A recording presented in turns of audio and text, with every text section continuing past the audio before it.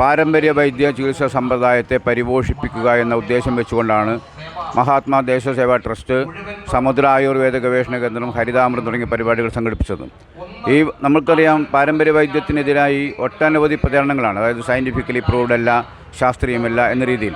യഥാർത്ഥത്തിൽ ഭാരതത്തിൻ്റെ ലോകത്തിന് തന്നെ സംഭാവന ചെയ്ത ഏറ്റവും വലിയ ഒരു ചികിത്സാ സമ്പ്രദായമാണ് ആയുർവേദ പാരമ്പര്യ ചികിത്സാ സമ്പ്രദായം.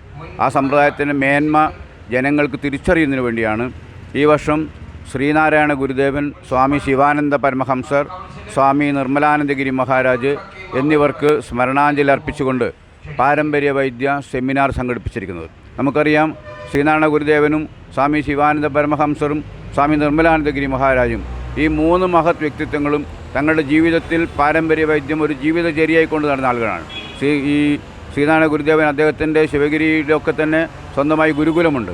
അതുപോലെ ശിവാനന്ദ പരമഹംസരുടെ നേതൃത്വത്തിലുള്ള സിദ്ധസമാജത്തിൽ ആ സിദ്ധസമാജത്തിൻ്റെ വകയായി സ്വന്തമായി ആയുർവേദ മരുന്നുകൾ നിർമ്മിക്കുന്ന കമ്പനിയും വിൽപ്പന കേന്ദ്രങ്ങളും ഒക്കെയുണ്ട്. അപ്പം അതേപോലെ നിർമ്മലാനന്ദഗിരി മഹാരാജാണെങ്കിൽ പറയാൻ വേണ്ട പാരമ്പര്യ വൈദ്യത്തിൻ്റെ പ്രചരണത്തിന് വേണ്ടി അദ്ദേഹം വളരെ വലിയ രീതിയിൽ ഇടപെടുക. അദ്ദേഹത്തിൻ്റെ പാലിയൽ മഠത്തിൽ വലിയ തോതിലുള്ള ഗ്രന്ഥശേഖരങ്ങൾ വരെ സ്ഥാപിച്ചിട്ടുണ്ട്. അപ്പോൾ ഈ മഹത്തായ വ്യക്തിത്വങ്ങളൊക്കെ തന്നെ പരിപാലിച്ചിരുന്ന, അവരൊക്കെ തന്നെ നിർദ്ദേശിച്ചിരുന്ന ചികിത്സാ സമ്പ്രദായമാണ് പാരമ്പര്യ വൈദ്യം.